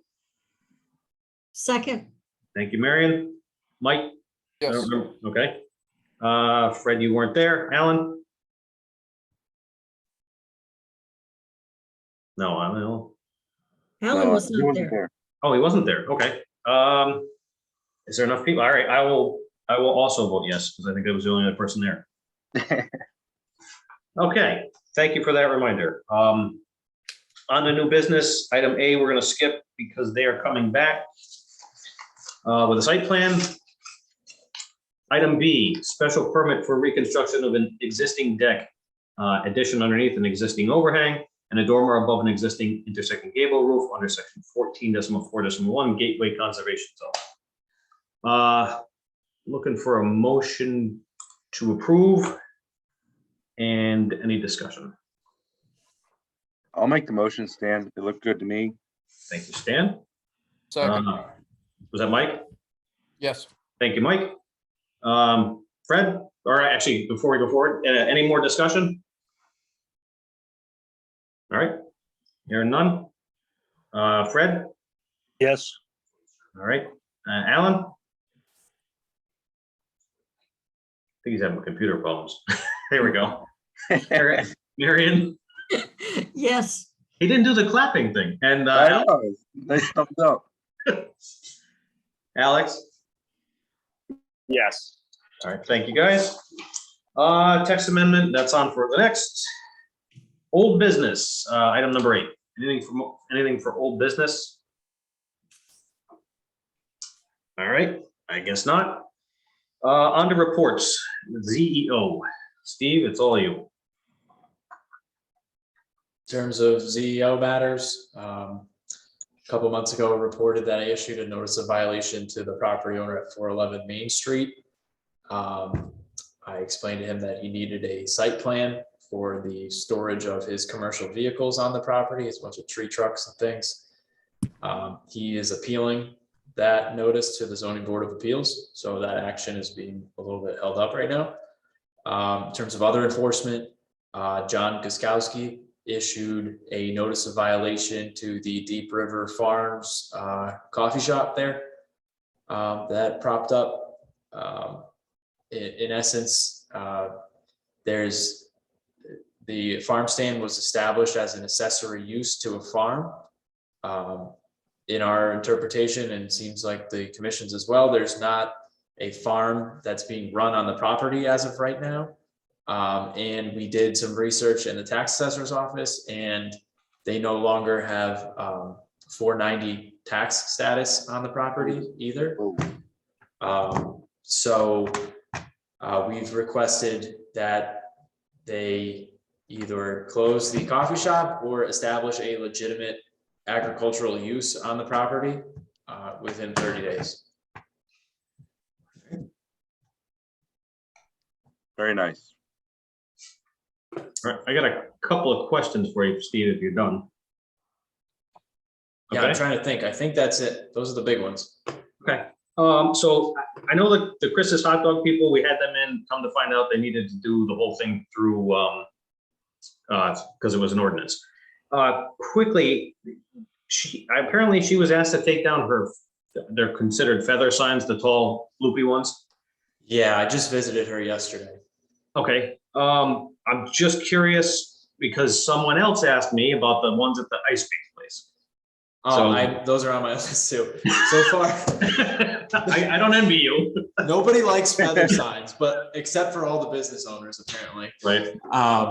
So yeah, I've been, okay. I looked through the regulations. I think it's fair to say that we don't allow them. I've received a number of complaints from members of the Board of Selectmen and people in town hall, as well as you guys, about feather signs. So far, I've already got them taken down at the deli that is further down on Main Street. Yep. I went to Chris's Hot Dog stand yesterday to ask them to take down not only the feather signs, but also the road sign that they have put up over there in front of the woods, and then the existing sign that they had at the prior location, take that down. I'm fine with them having an A-frame sign or whatever, but yeah, ice cream shop is next. All right, I gotta pick on one more sign thing. So across the street at the Rusty Rail, they have about 30 push-in signs. And this is, I'm biting myself in the butt here because we're gonna cover this later. But anyway, there's a ton of push-in signs there. Ton of what signs? Like the realtor signs that you step on and push in the ground. Okay. Anyway, so I kind of know the answer to this, but I wanted to hit you up about it. The GIS system. Wanted to see where that's at. This is really John's wheelhouse, but I know there's like the beta version of the GIS system that is operational right now. I've kind of just clicked through it. But it seems like it's pretty far along. I know there's a meeting set up with town staff. I want to say it's July, with the actual developer of the GIS to go back and run us through how it's operating, what its capabilities are, and then also receive clarification and recommendations from us. Okay. And then one last thing you may or may not know, I noticed that there's a sign up at Citizens Bank. Is that, you may not know the answer, but it looks like it's for sale again. And I know they just came through last month trying to change the zone on the garage behind it. So is there anything with that? Do you know, not know? You may not know. I'm just. I heard a rumor that it was for sale again. Yep. Okay. I don't know anything more about it. Okay, I'll let you off the hook then. That's- Oh, I have some questions. Go ahead. Oh, I know, I'm sorry. Actually, just one quick, well, two. The EDC survey, do we know any results yet about what happened there?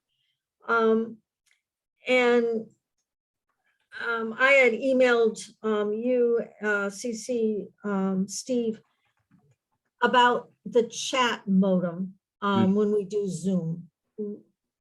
What we're supposed to do with that. If that's part of the record, what are the requirements, regulations regarding that? I mean, personally, in my own opinion, not in like a legal capacity for the town, I think I saw it as a problem during the last meeting because we had non-public hearing items where the chat box comment area was spewing comments from the public. Right. I know the meeting is recorded, so those things were probably captured in the recording, but I'll defer to Tony, and town council, but I think it would be best to turn that off. So it is off from now on, but it is part of the public record. I know this from Clinton. So the chat is public information. You're actually supposed to read the chat that comes in, but we won't be doing that going forward, just because of how, let's say, toxic it got at one point. So again, it's not on anymore. Well, it didn't appear tonight, so I was just curious. Nope, that's hand raising or clapping only. That's all we're gonna do. Tony, what is the GIS system you were referring to?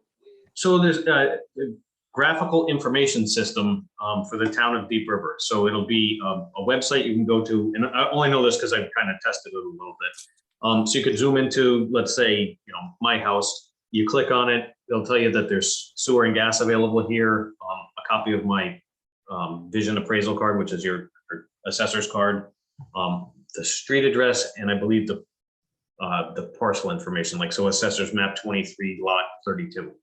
Okay. So you get just the basics. You can see contours and wetlands. It's helpful for the assessor. It's helpful for people who are trying to figure if they're too close to wetlands, that kind of stuff. Okay. It's a very good program. Yeah, even in its most basic form, it is incredibly helpful for pretty much all aspects of town government, homeowners, anybody who's trying to do anything in town with building or permits. It's great. Tony, can you hear me now? Yes. Good, I'm back. There you go.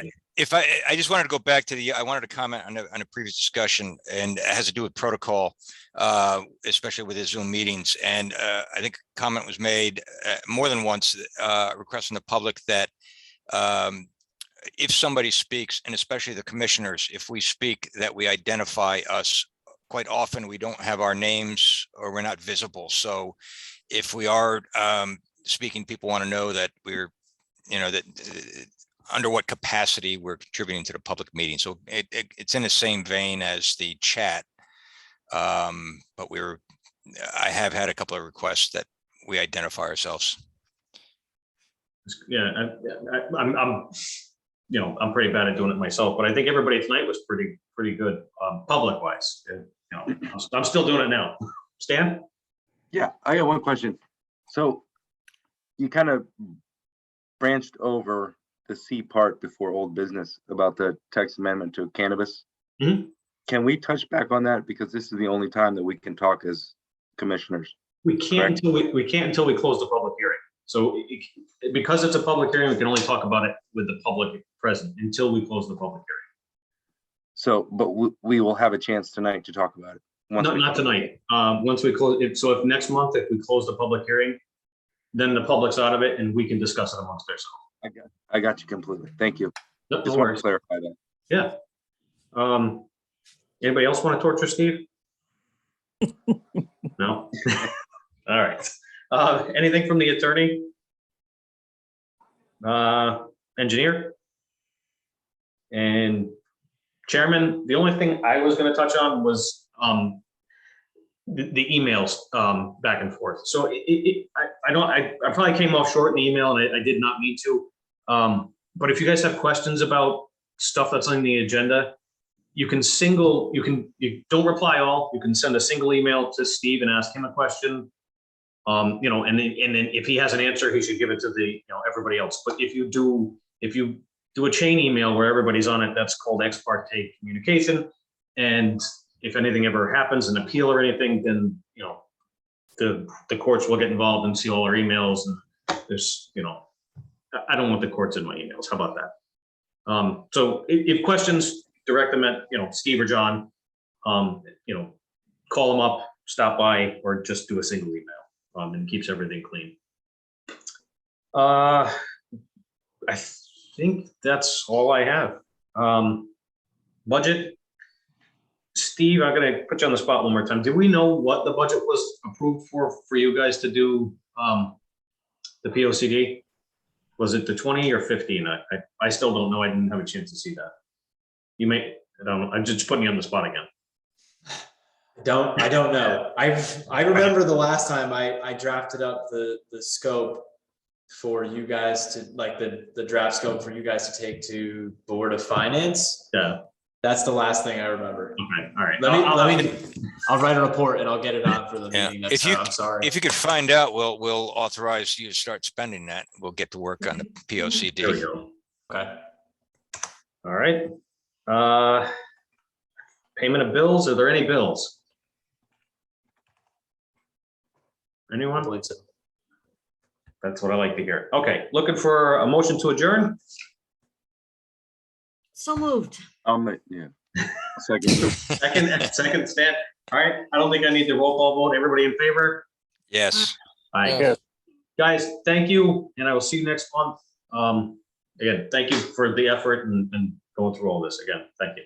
Have a good Yeah, I night. just want to say, Steve, thank you for all that. I mean, you're doing above and beyond. Great job. Yeah, Thank you. Steve and Tony, I think this Yeah, this is really shaping up nice, some of these bigger issues facing the town. Thanks. Good night, everybody. Have a good night. Guys. Thank you. Night. Where's leave meeting?